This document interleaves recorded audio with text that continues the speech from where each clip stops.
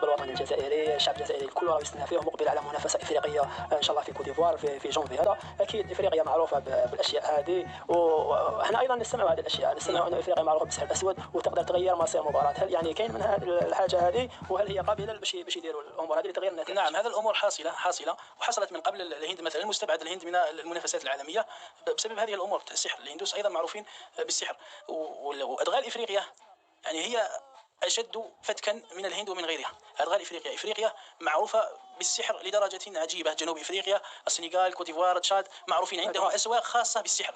لكن أدغال إفريقيا معروفة ومعروفة بأخطر أنواع السحر اللي هو سحر الفودو الذي يصنع بالدمى. سحر هو أحد أنواع السحر الأسود، سحر الفودو هذا وسحر الدمى.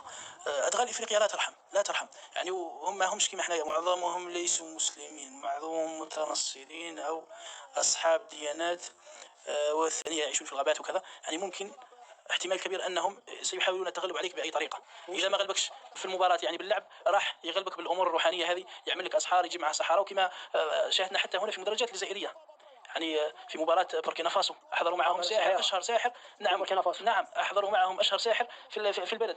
جابوه للمدرجات، يعني واش جاي سيبورتي، جاي يضحك ولا يلعب؟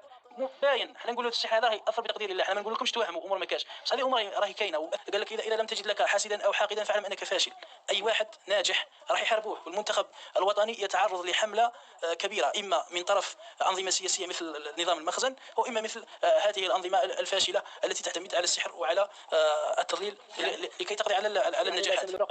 لازم المنتخب الوطني لازم له راقي. كان معاه راقي من قبل رحمه الله تعالى، كان يرقي معاهم، وحاليا لازم له راقي.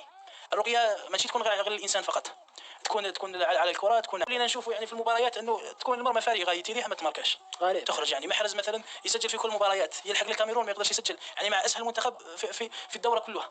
المنتخب الوطني الجزائري، الشعب الجزائري الكل راه يستنى فيه ومقبل على منافسه افريقيه ان شاء الله في كوت ديفوار في جونفي هذا. اكيد افريقيا معروفه بالاشياء هذه، وحنا ايضا نستمع هذه الاشياء، نستمع ان افريقيا معروفه بالسحر الاسود وتقدر تغير مصير المباراه. هل يعني كاين من الحاجه هذه، وهل هي قابله باش يديروا الامور هذه لتغيير النتائج؟ نعم، هذا الامور حاصله وحصلت من قبل. الهند مثلا مستبعد الهند من المنافسات العالميه بسبب هذه الامور. السحر، الهندوس ايضا معروفين بالسحر، وادغال افريقيا